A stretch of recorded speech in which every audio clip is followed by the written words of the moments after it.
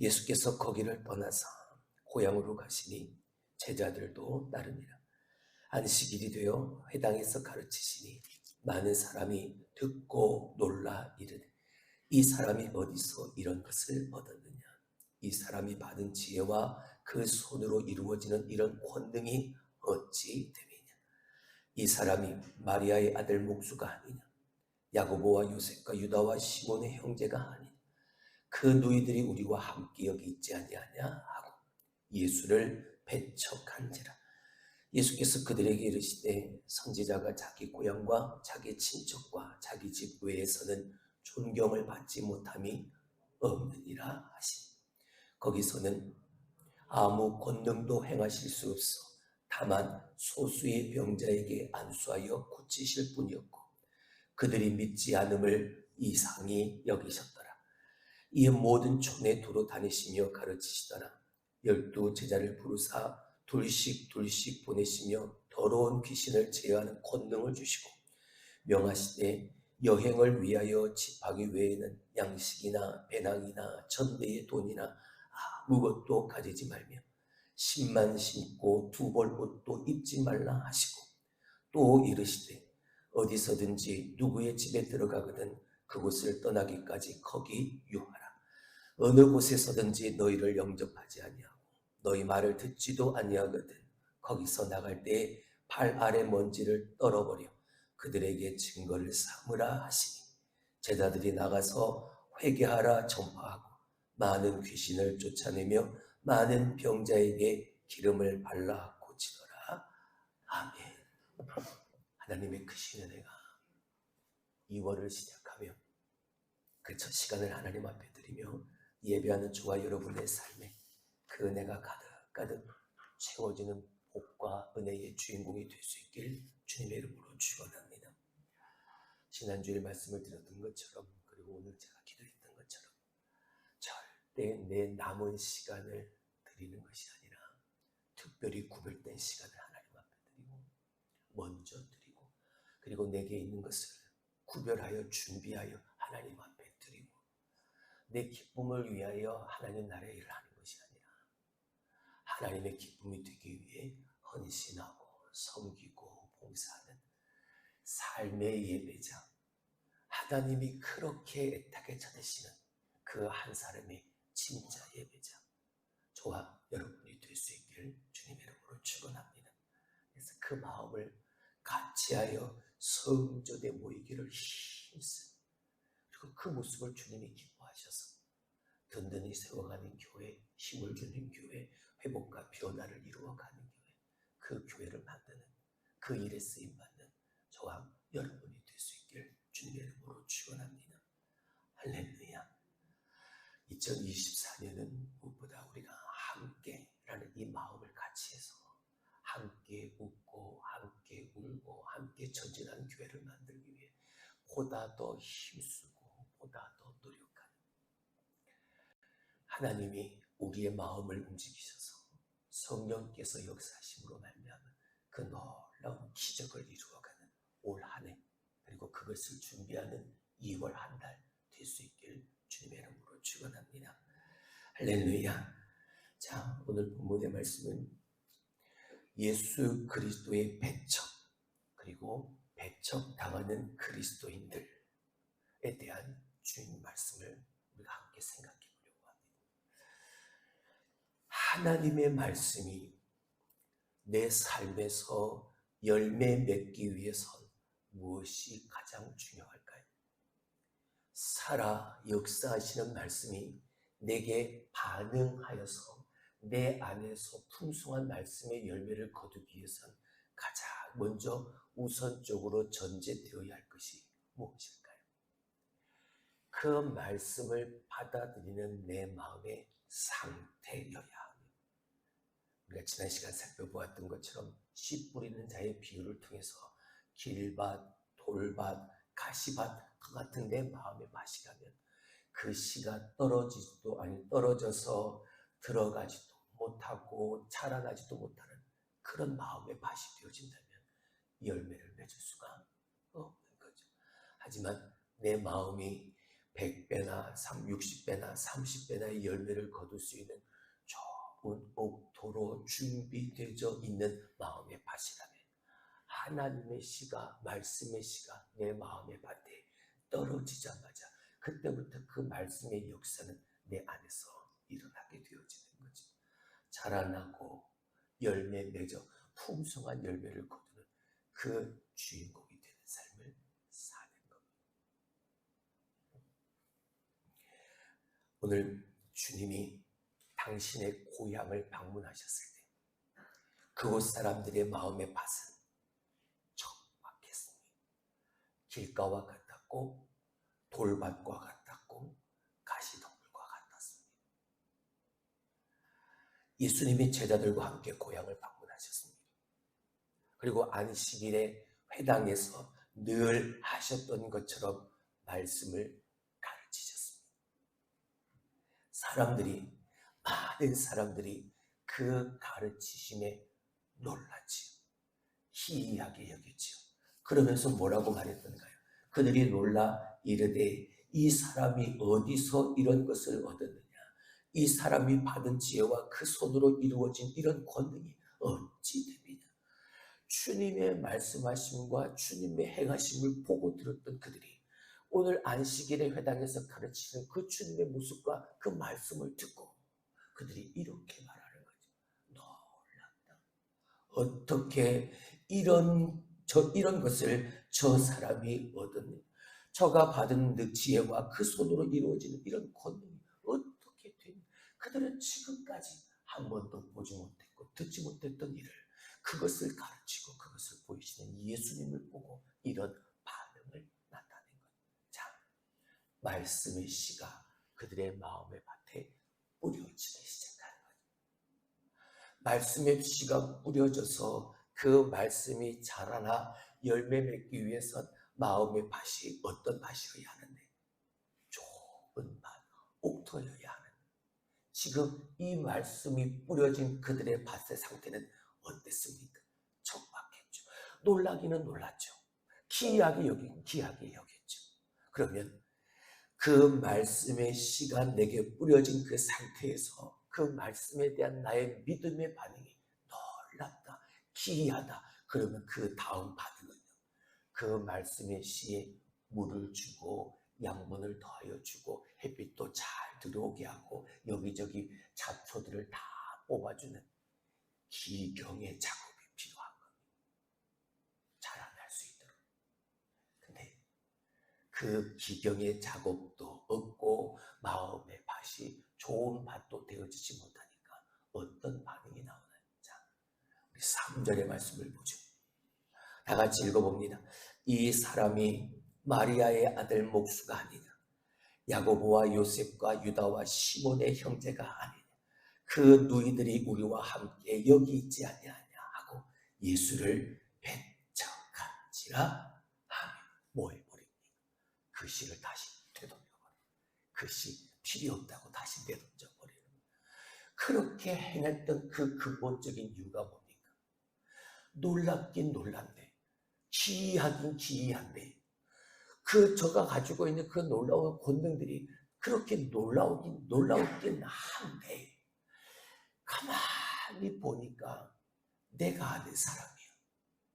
저 사람은 마리아의 아들 목수 예수야. 우리가 잘 아는 야고보와 요셉과 유다와 시몬의 형제 예수라는 사람. 그 너희들이 지금도 우리와 함께하고 있는 바로 그 사람이네.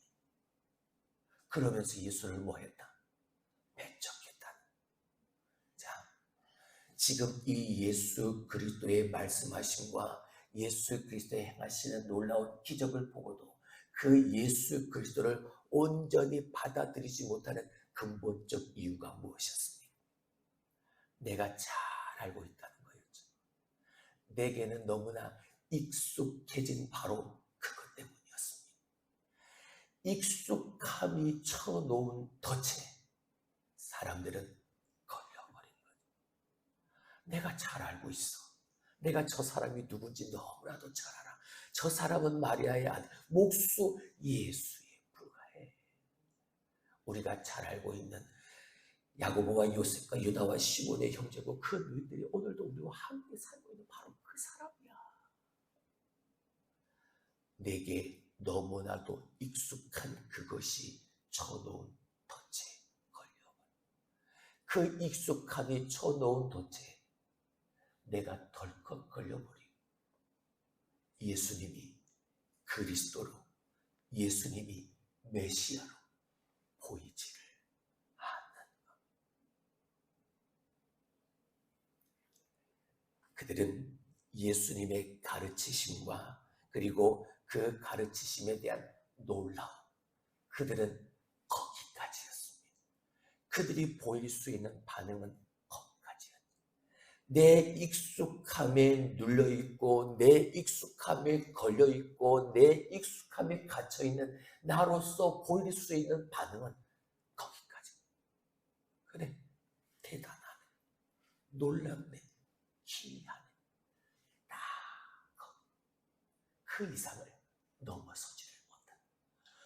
이렇게 말씀하시고 가르치시고 행하시다니, 놀라운 능력을 가지고 우리를 가르치시고 그 기적을 행하신 그분은 내가 알고 있는 저 예수인데, 근데 그 예수가 저렇게 놀랍고 기이한 일을 행하시다니, 과연 저분이 말씀하시는 대로 진짜 하나님의 아들 메시아 그리스도가 맞구나, 이렇게 이어질 수는 없었던. 뭐 때문에요? 익숙함 때문에. 내가 오늘도 붙들고 있는 나의 지식과 경험과 내가 가지고 살아가는 나의 것들, 예수님을 예수로, 메시아로, 그리스도로 받아들이지를 못하는. 지금 저들에게 예수님은 그 마을 출신에 불과한 한 사람이었다. 예수님에 대한 선입견 그리고 편견. 선입견과 편견은 믿음 생활에 절대 도움이 되지 않는다. 그들이 받아들이지를 못하니까 예수님은 그곳에서 역사를 행하실 수가 없었다. 거기서는 아무 권능도 행하실 수 없어 다만 소수의 병자에게 안수하여 고치실 뿐이었고, 주님은 그런 그들을 보고 이상히 여기시는, 여기서 이상이 여기셨단 말은 놀라셨다는, 저들이 저런 반응을 보이시는 걸 보고 이상히 놀랍게 여겨서, 그리고 좀 다른 촌으로 떠나시는, 다른 촌에서 주님은 더 놀라운 기적과 같은 일들을 행하시고 가르치시고 그곳에서 하나님의 놀라운 역사를 만들어 가셨습니다. 그러면서 12 제자를 부르셔서 둘씩 짝을 지어 전도대로 보내십니다. 그러시면서 주님이 그들에게 명령하신 것이 있죠. 7절부터 봅니다. 12 제자를 부르사 둘씩 보내시며 더러운 귀신을 제하는 권능을 주시고 명하시되, 여행을 위하여 지팡이 외에는 양식이나 배낭이나 천대의 돈이나 아무것도 가지지 말며 신만 신고 2벌 옷도 입지 말라 하시고, 아무것도 가지고 가지 말라. 지금 네가 들고 있는 지팡이, 네가 신고 있는 신, 네가 입고 있는 옷, 그것 하나만 가지고 아무것도 가지고 가지 말아라. 이유는 무엇이었습니까? 그들에게 귀신을 내어쫓는 권능을 주시고 주님의 능력을 그들에게 베풀어 주시고 그들이 소유하게 하시고 나니 아무것도 가지고 가지 말아라. 이유는요, 내게 주신 그 능력으로 주님이 맡기신 그 일을 감당하라. 바로 이것인 거죠. 내가 가지고 있는 것이 많으면 주님이 내게 주신 것보다 내 앞에 놓여있는 어려움과 힘듦을 극복하기 위해서 자꾸만 내가 가지고 있는 것을 더 의지하고 더 붙들려는 것이 연약한 인간의 가장 기본적인 마음이기 때문에, 지팡이 외에, 신고 있는 신발 외에, 입고 있는 옷 외에 아무것도 가지고 가지 말라. 더 있으면, 더 가지고 있으면 그것을 더 의지해서 지금 당하는 그 어려움과 고통을, 그 환난을 이겨내기가 어려우니까 힘든, 주님이 내게 주신 그 능력만을 붙들고 그것만을 의지하고 말씀만을 의지하고 능력을 행하는 자, 그런 제자가 되어지라. 할렐루야. 그러시면서 또 이르십니다. 10절을 봅니다. 또 이르시되 어디서든지 누구의 집에 들어가거든 그곳을 떠나기까지 거기 유하라.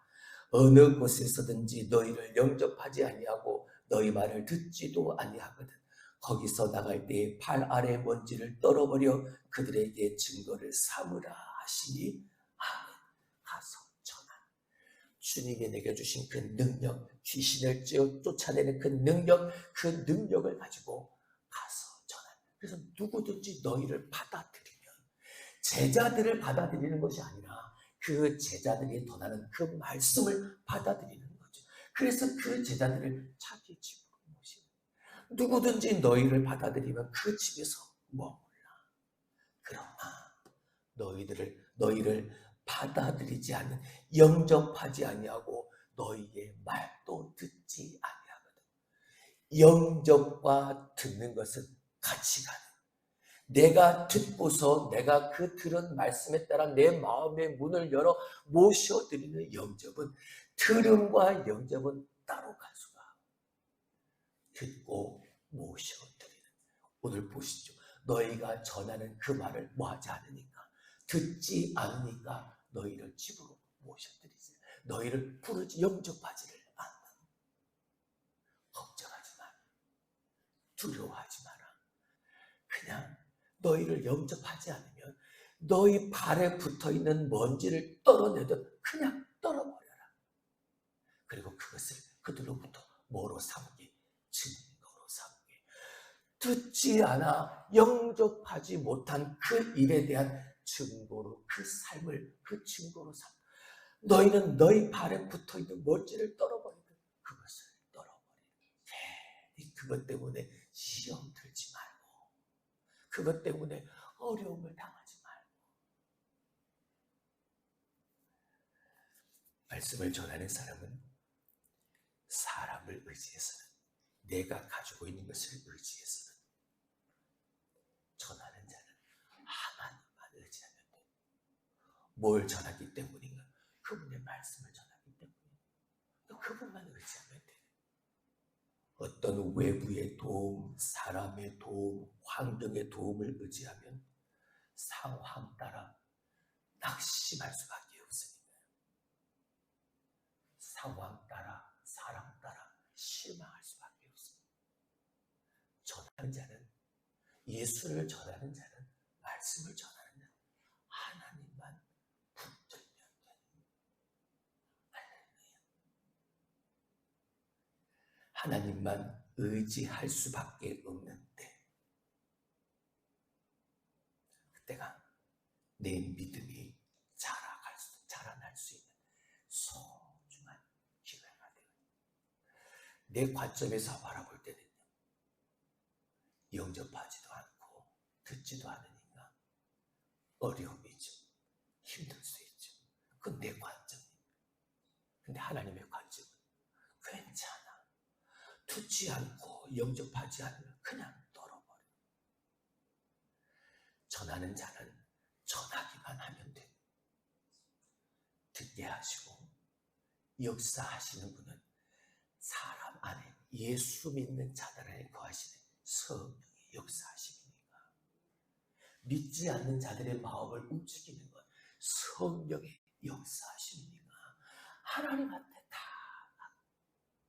성령님께 다 맡기는, 주여 나는 전하기만 하겠사오니.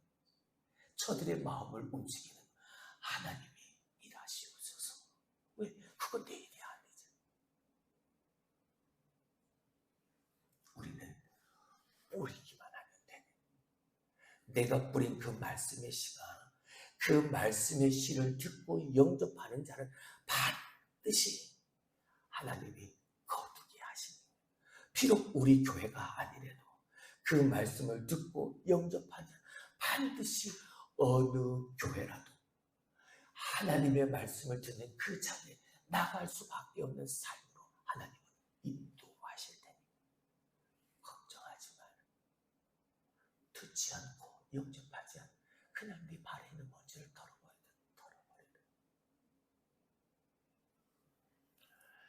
여러분, 복음은 하나님이 당신의 전부를 내어주신 소중하고 값비싼 은혜입니다. 우리가 그 은혜를 거저 받았다 해서 그 은혜가 결국 값싼 은혜가 되는 것은 아니죠. 거저 받았으니 내가 거저 받은 그것 때문에 내가 그걸 값싸게 여기서는 안 되는, 너무나도 귀한 은혜를 내가 받았습니다. 그리고 그 은혜를 누리는 삶을 우리가 삽니다.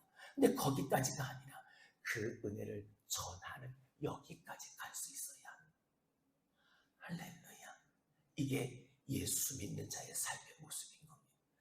그러니까 그 삶에는 예수님께서 배척을 당하신 것처럼 그리스도인들에게 전하는 자들에게 반드시 그 배척은 따라올 수밖에 해요. 그러니까 그걸 두려워할 필요가 없다는 것. 그냥 털어버리면 돼. 그 다음 하나님이 일하시니 두려워하지 말고 주어진 하나님 예수 성령님을 전하는 그 일에 우리는 그저 최선을 다하여 그 예수 믿는 자의 삶의 모습을, 구별된 내 모습을, 참된 예배자의 모습을 어둠이 관영한 세상 가운데 비추면 되는 겁니다. 전하기만 하면 보이면 돼. 그 다음은 하나님이 일하시니 할렐루야. 그러니까 걱정, 근심, 두려움보다 하나님이 나를 그 일에 그렇게라도 쓰시니 그것마저도 감사, 그 감사와 기쁨으로 오늘의 삶을 살아갈 수 있는. 복음을 받아들일 때 뭐가 중요하다? 마음의 상태가 중요하다. 진리이신 주님을 영접하기 위해서 내 안에 있는 선입견, 편견을 다 내어 쫓아야 한다. 말씀을 듣고 그 말씀 따라 사는 각오와 결단으로 이어질 수 있도록, 행동으로 이어질 수 있도록 열린 마음으로 주님의 말씀을, 주님을 고스란히 모셔드릴 수 있어야 한다. 또한 편견이나 선입견으로 주님을 배척하는 일이 없도록 그 삶을 우리가 살아갈 수 있어야 한다. 예수 믿는 그리스도인들도 그리스도처럼, 예수님처럼 세상으로부터 반드시 그런 배척을 당하게 되어질 텐데, 그때 내 믿음이 더 자라날 수 있는 기회다. 어려움과 역경을 극복할 수 있는 것, 그 역경을 기회로, 장애물을 기회로 바꾸는 믿음으로 사는 그것밖에요. 그래서 우리의 믿음의 역경 지수가 이렇게 높아져서 우리의 회복 탄력성이 누구보다도 좋아져서 오늘도 당하는 어려움, 힘든 그 속에서도 원망, 불평하지 않고 오히려 내가 더 성숙해지고 내가 더 자라날 수 있도록 하나님이 내게 베푸신 기회로 여기고 주어진 사명, 그까지 그것만을 붙들고 오늘 내가 맡고 있는, 내게 맡겨진 그 일에 충성하며 나아가는, 이 모든 것이 다 하나님의 은혜라. 모든 것을 하나님께서 이루어 가시는 그 역사에 그 가운데 서 있는 주인공, 주님이 될 수 있음을 여러분 믿으시기를 주님의 이름으로 축원합니다. 그 기대가 가득할 때, 그 하나님의 역사하심이 오늘도 내게 기다림으로, 기도로 내 삶에 가득할 때, 그 삶에 주님의 역사가 가득가득 채워지는 삶일 줄로 믿습니다. 그 기대하는 마음으로 오늘도 담대하게 복음을 전하며 사는, 예수를 여러분의 삶으로 전하며 사는, 매일 매 순간을 하나님 앞에 참으로 예배하는 진짜 예배자 여러분들의 삶이 될 수 있기를, 예수를 전하는 전달자의 삶이 되길 주님 이름으로 축원합니다. 기도합니다.